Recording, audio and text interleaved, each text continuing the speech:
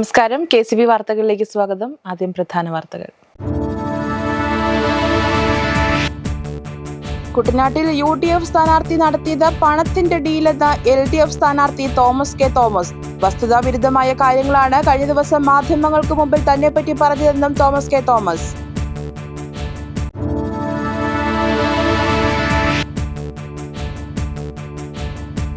ഉപഭോക്താക്കളെ പരസ്യം വഴി കബളിപ്പിക്കുന്ന സംവിധാനം നീതിയല്ലെന്ന് കേന്ദ്ര സഹമന്ത്രി ജോർജ് കുര്യൻ. സോഷ്യൽ മീഡിയ വഴിയും പരസ്യങ്ങളിലൂടെയും ഉപഭോക്താക്കൾ കബളിപ്പിക്കപ്പെടുന്നതായും ജോർജ് കുര്യൻ.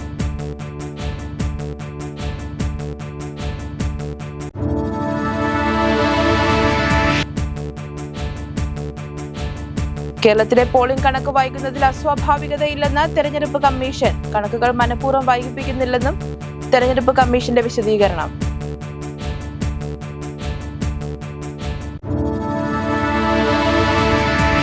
വാർത്തകളിലേക്ക് വിശദമായി.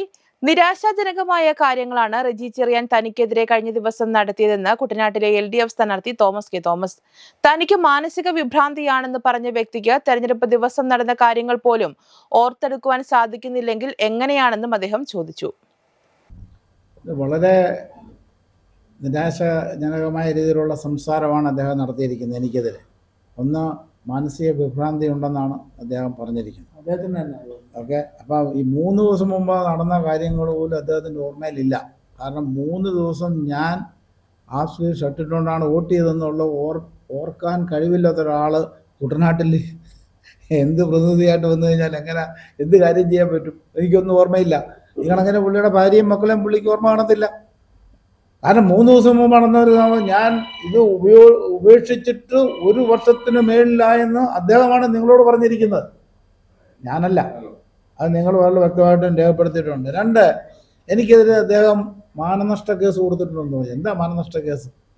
ഞാൻ അദ്ദേഹത്തെ എന്തെങ്കിലും അപമാനിക്കുക? എൻ്റെ പാർട്ടിയിൽ വന്ന സമയം മുതൽ ഞാനതുകൊണ്ട് ഈ ഫയൽ പൊക്കി കാണിച്ച് ഈ ഫയലിനകത്ത് മുഴുവൻ ശരത് പവാറും പ്രഫുൽ പട്ടേലും, അന്ന് പ്രഫുൽ പട്ടേലുണ്ട് ഞങ്ങളുടെ പാർട്ടിയിൽ, ഓക്കെ, ഈ വളരെ വ്യക്തമായിട്ട് ഇദ്ദേഹത്തിന് കൊടുത്ത നോട്ടീസും കാര്യങ്ങളുമാണ്. ഇതൊക്കെ വളരെ വ്യക്തമായിട്ടുണ്ട് ഓരോന്നും.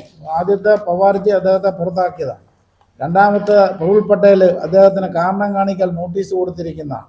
ഓക്കെ, എല്ലാ സംഘടന ഈ ആലപ്പുഴ ജില്ലയിൽ എന്തിനാ ഈ ഇപ്പം സന്തോഷ് കുമാറിനെ വരെ തീർത്ത് കളയാനായിട്ട് അദ്ദേഹത്തെ ആക്രമിച്ചെന്ന് പറഞ്ഞ് ഇതിനകത്ത് എഴുതിയിട്ടുണ്ട്.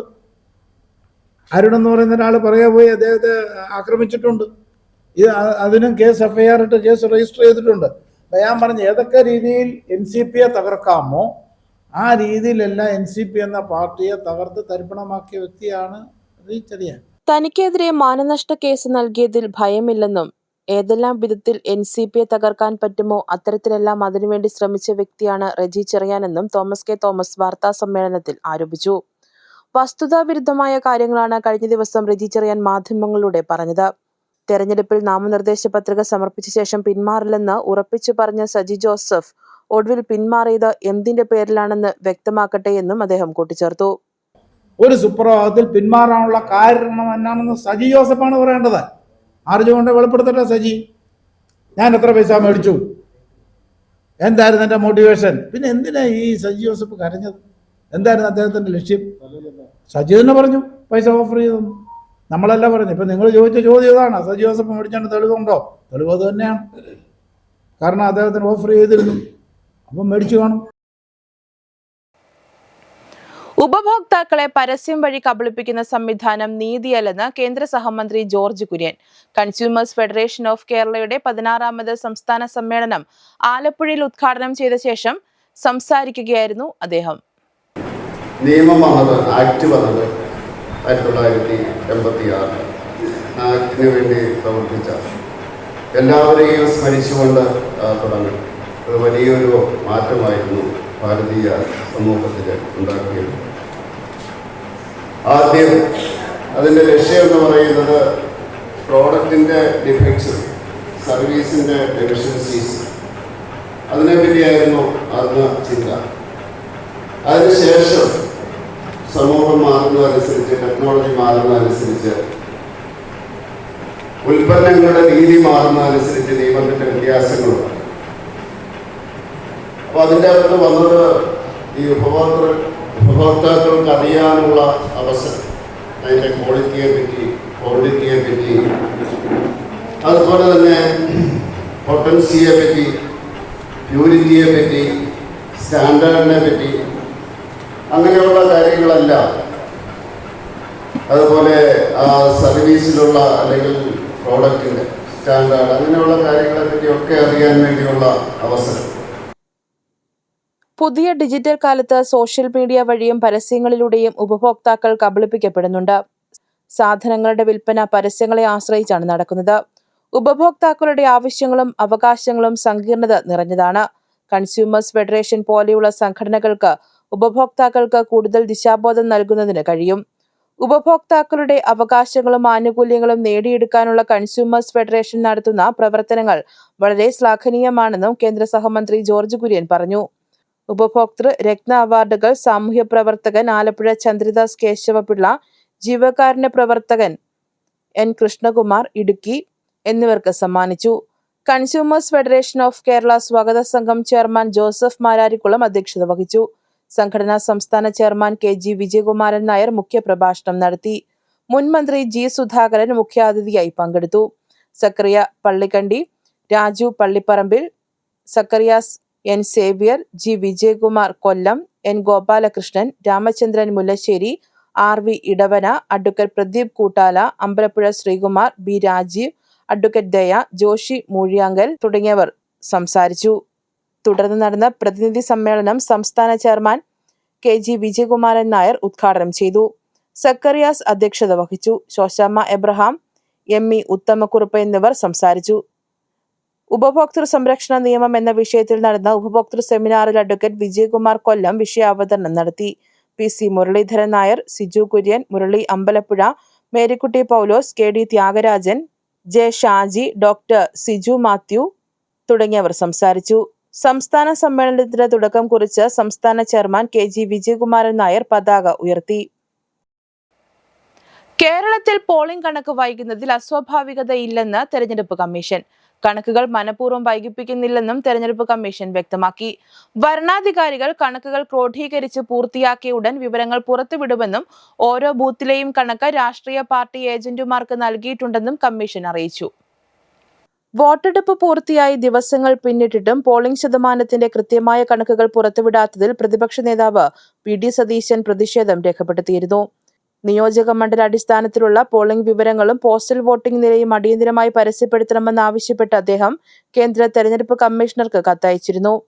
തെരഞ്ഞെടുപ്പ് പ്രക്രിയയുടെ വിശ്വാസ്യത കാത്തുസൂക്ഷിക്കുവാൻ ഓരോ മണ്ഡലത്തിലെയും കൃത്യമായ വോട്ടിംഗ് ശതമാനം പൊതുജനങ്ങൾക്ക് ലഭ്യമാക്കണം.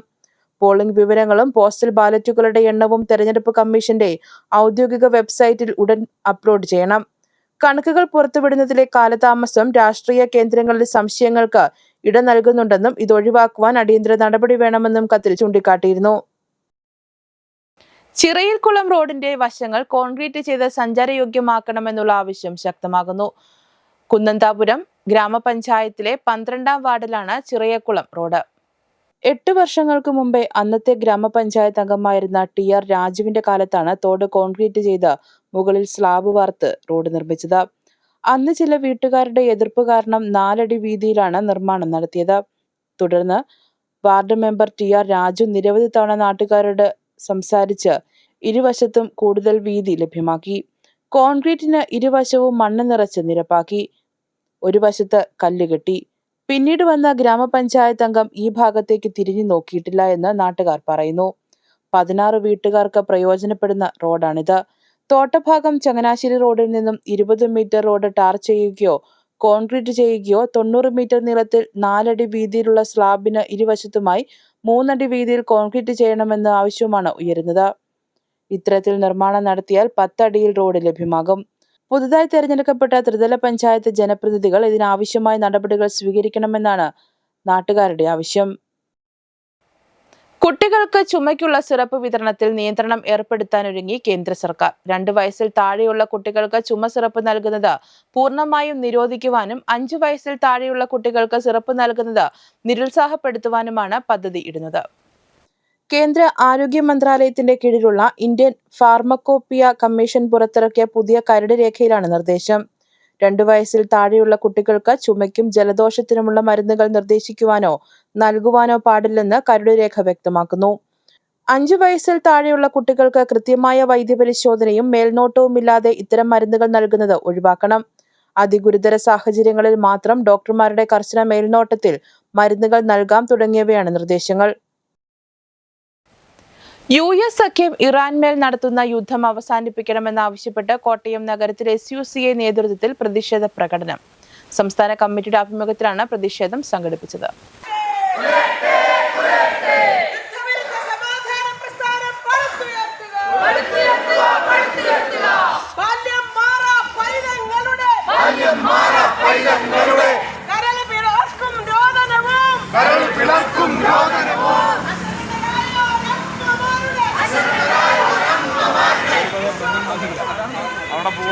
സംസ്ഥാന സെക്രട്ടറി ജെയ്സൺ ജോസഫ്, നേതാക്കളായ mini K Philip, Shaila K John, PK Sadanandan തുടങ്ങിയ നേതാക്കൾ പ്രതിഷേധ പ്രകടനത്തിൽ പങ്കെടുത്തു. യുദ്ധത്തിന്റെ പ്രതിഫലനം മലയാളിയുടെ അടുക്കളയിൽ വരെ എത്തിയ സാഹചര്യത്തിൽ യുദ്ധം എത്രയും വേഗം അവസാനിപ്പിക്കണമെന്നും SUCI നേതാക്കൾ ആവശ്യപ്പെട്ടു. ഇടവേള. ഇഷ്ടപ്പെട്ട വെഡ്ഡിംഗ് ജ്വല്ലറി കളക്ഷൻസിന് വേണ്ടി ഞങ്ങളിപ്പോ ഇന്റർനെറ്റിൽ നോക്കി സമയം കളയാറില്ല. അതെ, ഞങ്ങൾക്ക് ഇടിമണ്ണിക്കല്ല കല്യാണം. Idimannickal gold and diamonds. ഇപ്പൊ ഇടിമണ്ണിക്കല കല്യാണം. വാർത്തകൾ തുടരുന്നു.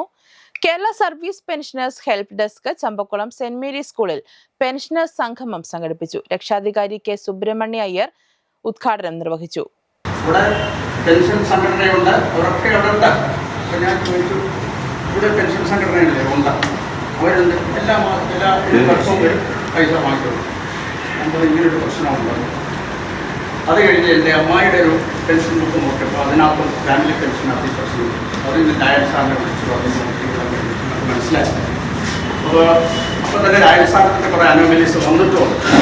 അപ്പോൾ അപ്പോൾ സാറോട്ട് ആലോചിച്ചു, അപ്പോൾ സാറ് അപ്പോൾ അങ്ങനെയാണെങ്കിൽ നമുക്കൊരു ഹെൽപ്പ് ഡെസ്ക് തുടങ്ങിയാലല്ല എന്ന് ആലോചിക്കുകയും അതനുസരിച്ച് ആണ് ഇവിടെ തുടങ്ങിയത്. നമുക്കിവിടെ രാഷ്ട്രീയമോ ജാതി മതമോ അങ്ങനെ സംഭവമൊന്നുമില്ല. ധാരാളം പ്രശ്നങ്ങൾ നമുക്ക് വരുന്നുണ്ട്, അത് ചെയ്തു കൊടുക്കാൻ സാധിക്കുന്നുണ്ട്.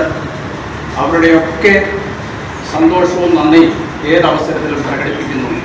ചക്ക സാറ് പറഞ്ഞ പോലെ മേനോൻ സാറും അതുപോലെ മുരളീധരൻ സാറും അവരും നമ്മളോടൊപ്പം വളരെയധികം കാര്യമായിട്ട് ഇവിടെ പ്രവർത്തിച്ചുകൊണ്ടിരിക്കുന്നു.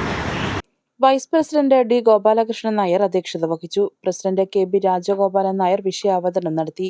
പെൻഷൻ പരിഷ്കരണത്തിൽ അവതരിപ്പിക്കേണ്ട കാര്യങ്ങൾ ചർച്ച ചെയ്തു. 70 വയസ്സിനു മേൽ പ്രായമുള്ള പെൻഷൻകാർക്ക് പ്രത്യേക പരിഗണന നൽകണമെന്നും പെൻഷനിലുള്ള അന്തരം കുറയ്ക്കണമെന്നുമുള്ള ആവശ്യങ്ങൾ ചർച്ച ചെയ്തു. Jose Kurian, PK Venugopalan Nair, Narayana Menon, PV Hari Namboothiri, KV Ouseph, Kurian Thomas, secretary AC Chacko എന്നിവർ സംസാരിച്ചു. ആനപ്രമ്പാൽ വടക്ക് 24 നമ്പർ SNDP യോഗം ശാഖ ഗുരുദേവ ശ്രീ സുബ്രഹ്മണ്യ സ്വാമി ക്ഷേത്രത്തിലെ പ്രതിഷ്ഠാ മഹോത്സവത്തിന് തുടക്കം. ഏപ്രിൽ 9 ആരംഭിച്ച പ്രതിഷ്ഠാ മഹോത്സവം 15 ബുധനാഴ്ച ആറാട്ടോടെ സമാപിക്കും. ഞായറാഴ്ച രാവിലെ നടന്ന വിഗ്രഹ പ്രതിഷ്ഠയ്ക്ക് ബ്രഹ്മശ്രീ ശുഭാകാനന്ദ സ്വാമികൾ, ക്ഷേത്രം തന്ത്രി ബ്രഹ്മശ്രീ സുജിത് തന്ത്രികൾ എന്നിവർ മുഖ്യ കാർമ്മികത്വം വഹിച്ചു. SNDP general secretary Vellappally Natesan ക്ഷേത്ര സമർപ്പണവും പൊതുസമ്മേളനവും ഉദ്ഘാടനം ചെയ്തു. ഞായറാഴ്ച രാവിലെ അഷ്ടദ്രവ്യ മഹാഗണപതി ഹോമം, പ്രതിഷ്ഠാഹോമം, നവശക്തി ഹോമം, തുടർന്ന് ജലദ്രോണി പൂജ തുടങ്ങിയവ നടന്നു. രാവിലെ 10:20 ജീവകലശം എഴുന്നള്ളത്ത് ക്ഷേത്രത്തിലേക്കുണ്ടായിരുന്നു. തുടർന്നാണ് ക്ഷേത്രം താന്ത്രിക ആചാര്യൻ ബ്രഹ്മശ്രീ സുജിത് തന്ത്രികളുടെയും മേൽശാന്തി സനൽകുമാർ ശാന്തിയുടെയും നേതൃത്വത്തിൽ ശ്രീനാരായണ ഗുരുദേവ തൃപ്പാദ പഞ്ചലോഹ വിഗ്രഹ പ്രതിഷ്ഠ നടന്നത്. ഉത്സവത്തോടനുബന്ധിച്ച് ക്ഷേത്രത്തിൽ വിവിധ ദിവസങ്ങളിലായി ഗുരുധർമ്മ പ്രഭാഷണം, കൊട്ടിപ്പാടി സേവ, താലപ്പൊലി, കലശപൂജ തുടങ്ങിയവ നടക്കും. ഏപ്രിൽ 15 ആറാട്ടോടുകൂടി ഉത്സവം സമാപിക്കും. അറിയിപ്പുകൾ. കേരള സംസ്ഥാന സാക്ഷരതാ മിഷൻ അതോറിറ്റി 2026-27 വർഷത്തിലേക്കുള്ള ഇന്റേൺഷിപ്പ് പദ്ധതിയിലേക്ക് അപേക്ഷ ക്ഷണിച്ചു. വിദ്യാർത്ഥികൾക്ക് സാക്ഷരത, തുടർ വിദ്യാഭ്യാസം, സാമൂഹിക ബോധവൽക്കരണ പ്രവർത്തനങ്ങൾ എന്നിവയിൽ പ്രായോഗിക പരിചയം നൽകുന്നതാണ് ഇന്റേൺഷിപ്പിന്റെ ലക്ഷ്യം. തെരഞ്ഞെടുക്കപ്പെടുന്നവർക്ക് സംസ്ഥാന ജില്ലാ സാക്ഷരതാ മിഷൻ കേന്ദ്രങ്ങളുമായി ബന്ധപ്പെട്ട വിവിധ പ്രവർത്തനങ്ങളിൽ പങ്കാളികളാകാം. അംഗീകൃത സ്ഥാപനങ്ങളിൽ പഠിക്കുന്ന ബിരുദാനന്തര വിദ്യാർത്ഥികൾക്ക് ഇന്റേൺഷിപ്പിന് അപേക്ഷിക്കാം. അപേക്ഷകൾ KTM.NIMHAN literacy@gmail.com എന്ന ഇമെയിൽ വിലാസത്തിൽ അയക്കണം. ഒന്നിലധികം അപേക്ഷകരുള്ള സ്ഥാപനങ്ങളിൽ നിന്നുള്ള അപേക്ഷകൾ ഏകോപിപ്പിച്ച് സ്ഥാപന മേധാവിയുടെ ശുപാർശ കത്തിനൊപ്പം നൽകണം. തിരഞ്ഞെടുക്കപ്പെടുന്ന വിദ്യാർത്ഥികളിൽ നിന്ന് 500 രൂപ ഇന്റേൺഷിപ്പ് ഫീസായി ഈടാക്കും. അപേക്ഷ സ്വീകരിക്കുന്ന അവസാന തീയതി ഏപ്രിൽ 16 കൂടുതൽ വിവരങ്ങൾക്ക് 9447050515 9447363135 എന്നീ നമ്പറുകളിൽ ബന്ധപ്പെടാം.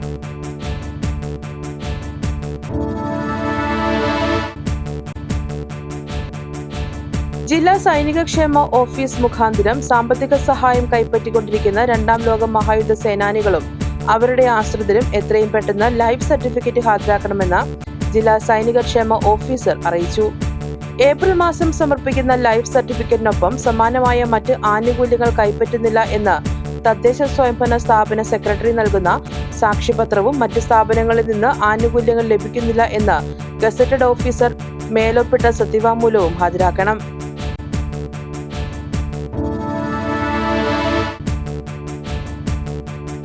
Punnapra doctor Ambedkar memorial government model residential സ്കൂളിൽ 2026-27 അധ്യയന വർഷം 5, 6, 7 ക്ലാസുകളിലെ ഒഴിവുള്ള സീറ്റുകളിലേക്ക് പട്ടികജാതി പട്ടികവർഗ വിദ്യാർത്ഥിനികളിൽ നിന്ന് അപേക്ഷകൾ ക്ഷണിച്ചു. അവസാന തീയതി ഏപ്രിൽ 30. ഫോൺ 9497727049.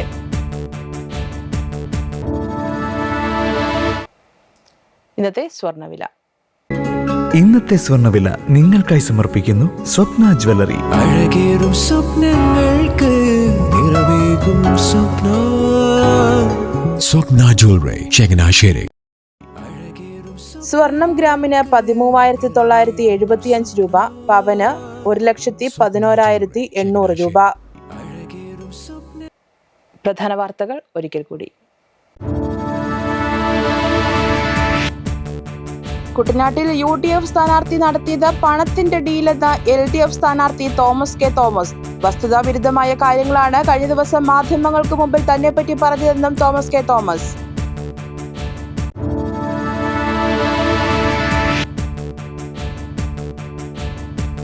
ഉപഭോക്താക്കളെ പരസ്യം വഴി കബളിപ്പിക്കുന്ന സംവിധാനം നീതിയല്ലെന്ന് കേന്ദ്ര സഹമന്ത്രി ജോർജ് കുര്യൻ.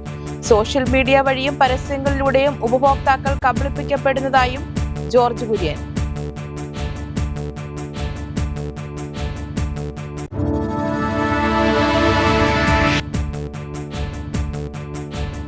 കേരളത്തിലെ പോളിംഗ് കണക്ക് വൈകുന്നതിൽ അസ്വാഭാവികതയില്ലെന്ന് തെരഞ്ഞെടുപ്പ് കമ്മീഷൻ. കണക്കുകൾ മനഃപൂർവ്വം വൈകിപ്പിക്കുന്നില്ലെന്നും തെരഞ്ഞെടുപ്പ് കമ്മീഷന്റെ വിശദീകരണം.